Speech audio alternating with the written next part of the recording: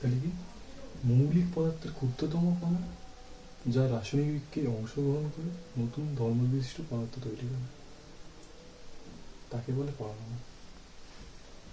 আচ্ছা, পরমাণু এরকম কিছু কিছু নাম জানতে হবে, কিছু 20টা মনে রাখলেই হবে।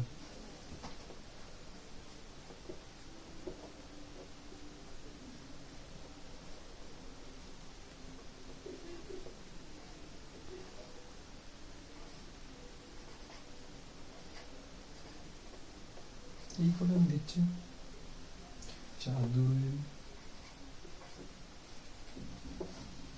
এইচ দি হাইড্রোজেন,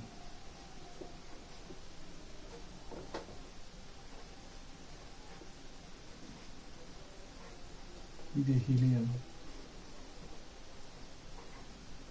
লি দিয়ে lithium, beryllium,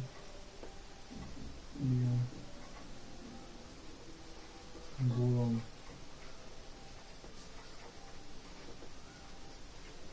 carbon, nitrogen, oxygen,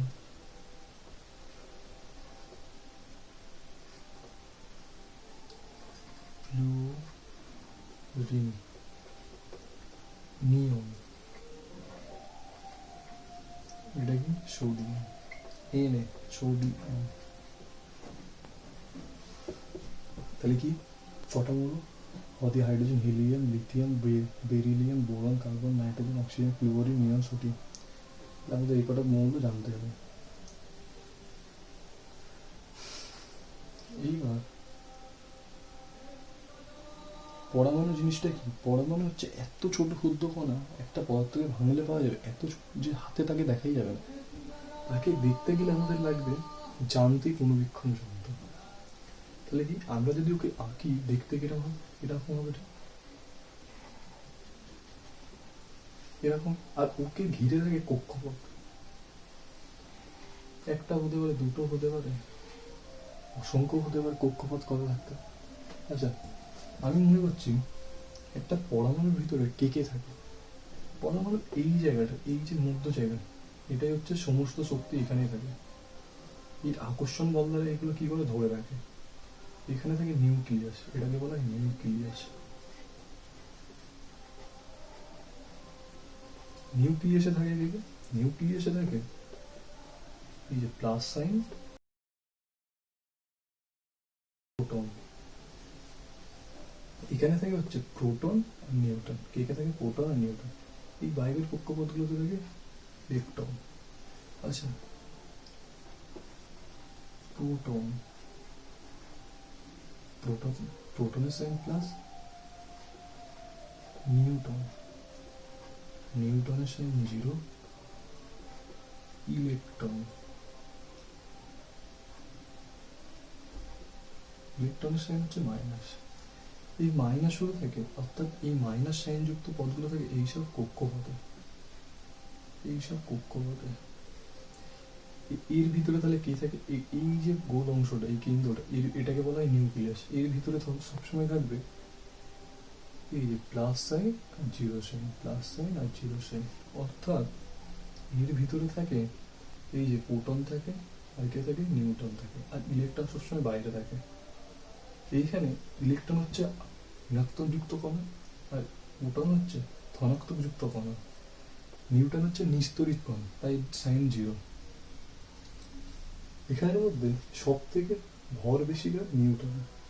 ভর বেশি, সব থেকে ভারী কণা হচ্ছে নিউটন, ভর বেশি। সব থেকে ভরযুক্ত কণা, সব থেকে ভর বেশি। আর সব থেকে কম কার? ইলেকট্রন, কম।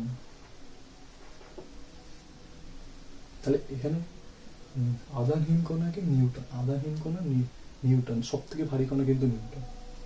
তাহলে এটা একটা কি পরমাণু স্ট্রাকচার। এর ভিতরে কে থাকে? এটাকে বলা হয় নিউক্লিয়াস। নিউক্লিয়াসের ভিতরে থাকবে প্রোটন আর নিউটন, আর ইলেকট্রন থাকবে সবসময় বাইরে। আচ্ছা, এইগুলো হচ্ছে কক্ষপথ। এই প্রথম কক্ষপথের নাম কে? দ্বিতীয় কক্ষপথের নাম এল, তারপরের যদি কক্ষপথ থাকে এটার নাম হবে এম। তাহলে কি কক্ষপথে বেশি দুটো থাকতে পারে? এই কক্ষপথে সব থেকে বেশি 8টা, এম কক্ষপথে সব থেকে বেশি কটা থাকতে পারবে? 18টা। এইগুলোকে বলা হয়, এটা ক্যালকুলেট করাটাকে বলা হয় বোরবেলি রুল। বোরবেলি রুল অর্থাৎ এই 2 ইন্টু কক্ষপথ সমান এন ধরছি, এন এস স্কোয়ার। আচ্ছা, প্রথম কক্ষপথ যদি এল হয়, প্রথম কক্ষপথ এল মানে কি, এটা একের যদি আমি স্কোয়ার করে দিই, 2 1 2 আসে, তাই জন্য প্রথম কক্ষপথে দুটো থাকবে। এবার যদি এন সমান দ্বিতীয় কক্ষপথ যদি 2 দিয়ে 4, তাহলে কটা থাকতে হবে? 8টা। এই কক্ষপথে তাই 8টা। আচ্ছা, এবার তৃতীয় এরকম করতে করতে থাকবে, যত কক্ষপথ বাড়বে ততটা। এবার যদি তৃতীয় কক্ষপথ অর্থাৎ 3 হয়, এই তৃতীয় কক্ষপথ এটা 2 হবে, এটা সবসময় ফিক্স। এইটা যদি 3 স্কোয়ার হয়ে যাবে, হয়ে গেলে কি হবে? 18। 3 3 9 9 18। তাহলে নিয়ম কি আছে? আচ্ছা, তাহলে আমরা এর যে এই জিনিসটা জানলাম, এটা কি পরমাণু। পরমাণুর মধ্যে কি কি কণা থাকে? প্রোটন কণা থাকে, নিউট্রন কণা থাকে, ইলেকট্রন কণা থাকে। এটা হচ্ছে নিউক্লিয়াস। এর ভিতরে কে কে থাকবে? এর ভিতরে থাকবে প্রোটন আর নিউট্রন, আর ইলেকট্রন বাইরে ঘুরবে। সব থেকে ভারী কণা কি হবে? নিউট্রন। সব থেকে হালকা কণা ইলেকট্রন, তাই বাইরে আছে। আচ্ছা, এরপরে আমি একটা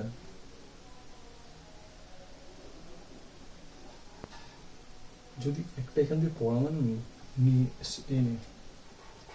এনে কি, এনে হচ্ছে সোডিয়াম।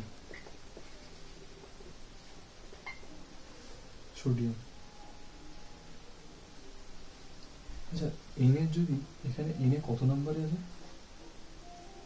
11, তাই 11 নম্বর। আর উপরে লেখা হয় 23 হবে উপরে। সব পরমাণু, এই যে এটা তো একটা পরমাণু, এই পরমাণু এই নিচে লেখাটাকে বলা হয় পরমাণবিক সংখ্যা। পরমাণবিক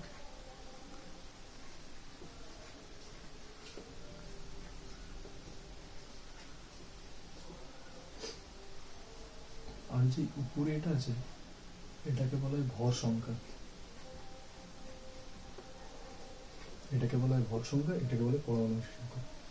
পরমাণবিক সংখ্যা মানেই প্রোটন সংখ্যা। এই যে প্রোটন সংখ্যা। ভর সংখ্যা মানে প্রোটন সংখ্যা। এই ভর সংখ্যা মানে প্রোটন সংখ্যা। এই যে প্রোটন সংখ্যা, আচ্ছা আমি পি বলে লিখছি, প্রোটন সংখ্যা প্লাস নিউট্রন সংখ্যার যোগফল। তাহলে ভর সংখ্যা মানে কি? প্রোটন সংখ্যা আর নিউট্রন সংখ্যার যোগফল। তাহলে আমি এখান থেকে জানতে পারবো এর মধ্যে নিউট্রন কটা আছে, নিউট্রন সংখ্যা কটা আছে। ভর সংখ্যা বা পরমাণবিক সংখ্যা মানে প্রোটন সংখ্যা 11। তাহলে ভর সংখ্যা, এখানে ভর সংখ্যা কত বলেছে? 23। প্রোটন সংখ্যা কত? 11 নিচে হয়ে জানো। প্লাস কি, এটা হচ্ছে নিউট্রন সংখ্যা। নিউট্রন সংখ্যা 0। নিউট্রন সংখ্যা, নিউটনের আমি সাইন দিচ্ছি এই দিয়ে, এটা 0 না, এটা সাইন 0, সাইন নিউটনের সাইন 0। তাহলে ক্যালকুলেট করলে 11 দিকে ঘুরে যাবে, 23, 11 মাইনাস হয়ে গেলে এখানে পুরো থাকবে কত? অর্থাৎ নিউটন সমান পুরো থাকবে 12।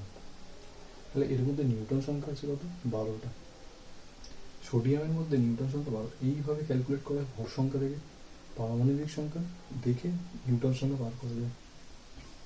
আচ্ছা, এইবার কি সকল পরমাণু তার সব থেকে বাইরের কক্ষে মানে দুটো রাখার চেষ্টা করবে পরমাণু।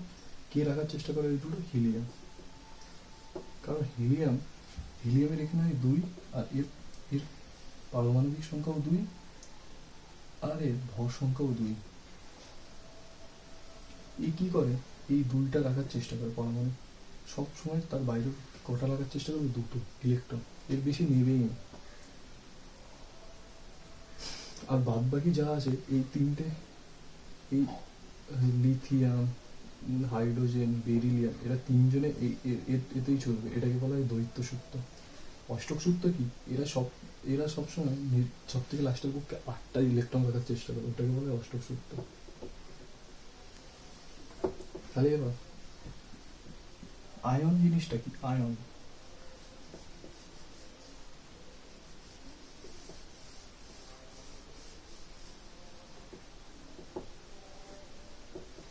আয়ন জিনিসটা কি? আয়ন জিনিস হচ্ছে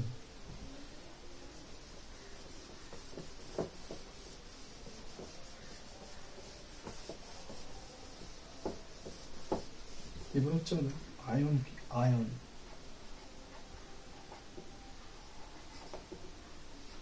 আয়ন জিনিসটা কি? আয়ন জিনিসটা আমি যদি বলতে যাই লাগে একটা পরমাণুর নাম। আমি এনেই নিই, সোডিয়াম নিই, এনে সোডিয়াম। সোডিয়াম হচ্ছে কত? ওর কি প্রোটন সংখ্যা কত? 11। তাহলে এর যদি প্রোটন সংখ্যা 11 হয়, ইলেকট্রন সংখ্যাও 11টা হয়। ইলেকট্রন সংখ্যাও 11, প্রোটন সংখ্যা যা হবে সেই পরমাণুর ইলেকট্রন সংখ্যাও একই হয়, দুটো সেম। তাহলে আমি যদি বার করার চেষ্টা করি, এখানে কি প্লাস থাকবে আর কে থাকবে? 0 থাকবে, মানে নিউটন থাকবে, প্রোটন থাকবে। এই ইলেকট্রনগুলো বাইরে থাকবে, এখানে দুটো থাকতে পারে এই কক্ষপথে। তাহলে এখানে একটা দিলাম, এখানে একটা দিলাম। তার বাইরের কক্ষে কটা থাকবে?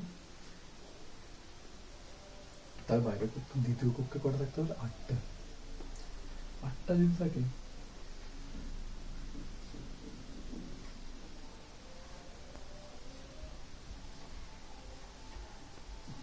ওটা 8টা। তাহলে 8টা 2 10টা হলো, 10টা। তৃতীয় কক্ষে কটা থাকবে? আর একটাই থাকবে। তৃতীয় কক্ষে থাকবে আর একটা। তাহলে সোডিয়ামের এটাকে ইলেকট্রন বিন্যাস ধাতু। যদি অর্গানিক ক্লোরিন পরমাণু, এর কটা হয়? সিএল এর হয় 17টা।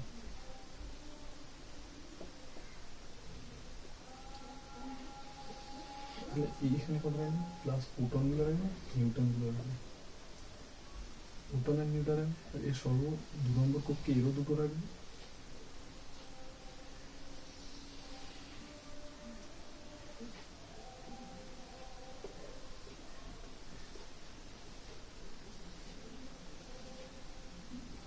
আটটা। তাহলে কটা?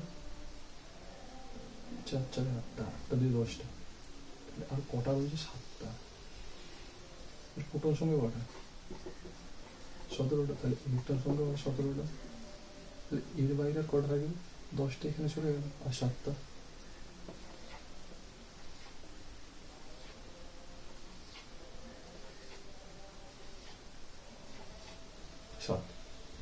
তাহলে আমি কি বলেছি? পরমাণুগুলো সর্ব লাস্টের কক্ষে 8টা করে জোড় গঠন করতে যায়। তাহলে কি করবে? এর যে একটা ইলেকট্রন আছে, একে দিয়ে যাবে। এর কক্ষপথ আর কেউ নেই, এরও 8টা হয়ে গেল। আর এরও কটা হয়ে গেল? লাস্টের কক্ষপথ 8টা। তাহলে এরও 8টা হয়ে গেল, এরও 8টা হয়ে গেল। এরা তাহলে কি হয়ে গেল? আয়নিত হয়ে গেল। আয়নিত মানে কি? এখন এনের মধ্যে সোডিয়ামের মধ্যে ধনাত্মক আয়ন। ধনাত্মক আয়ন মানে ইলেকট্রন এর একটা ছেড়ে দিয়েছে। প্রোটন কটা ছিল আগে? 11টা ছিল, ইলেকট্রন 11। ইলেকট্রন তো এখন একটা বর্জন করে সিএল কে দিয়ে দিচ্ছে। তাহলে এর থেকে একটা মাইনাস হবে, 10টা ইলেকট্রন পড়ে রয়েছে।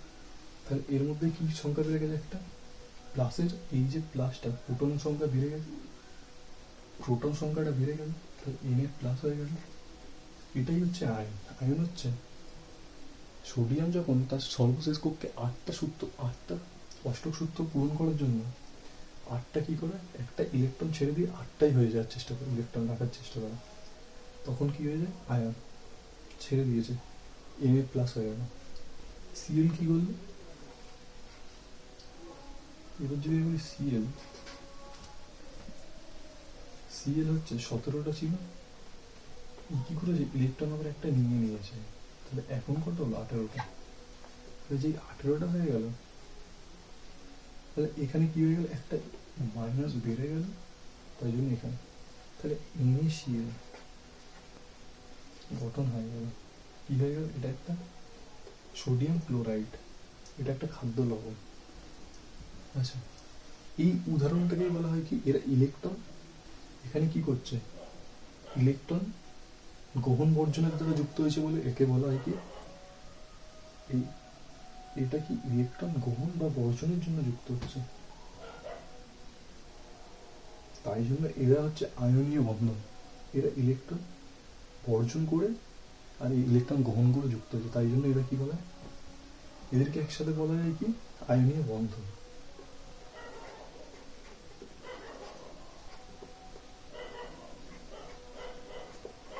আয়নীয় বন্ধন, এবার কি আয়নীয় বন্ধন আর একটা হচ্ছে সমযোজী বন্ধন। অর্থাৎ সমযোজী বন্ধন কাকে বলে,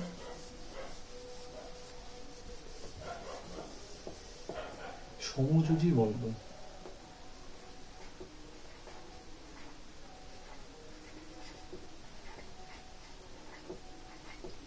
আচ্ছা সমযোজী বন্ধন কাকে বলে, সমযোজী বন্ধন বলতে পারি যখন ইলেকট্রনগুলো, যখন পরমাণুগুলো একে অপরের সাথে শেয়ার করে যুক্তভাবে শেয়ার করার চেষ্টা করে।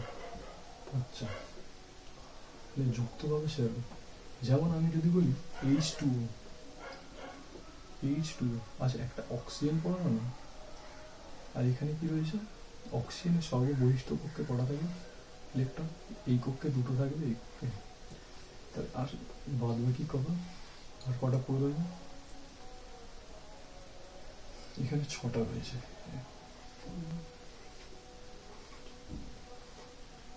ছটা সর্ববহিষ্ঠ কক্ষে কটা থাকে, ছটা। হাইড্রোজেন পরমাণু একটা থাকে, একটাই, এদের কি একটা ইলেকট্রন, তাহলে এই কি করবে, এর সাথে শেয়ার করবে, অর্থাৎ শেয়ারটা কিরকম করবে, এই তো অক্সিজেন পরমাণু, অক্সিজেন পরমাণু সর্ববহিষ্ঠ কক্ষে কটা রয়েছে, ছটা, একটা, দুটো, ছটা। তাহলে একটা হাইড্রোজেন কি করবে, এর সাথে শেয়ার করার চেষ্টা করবে,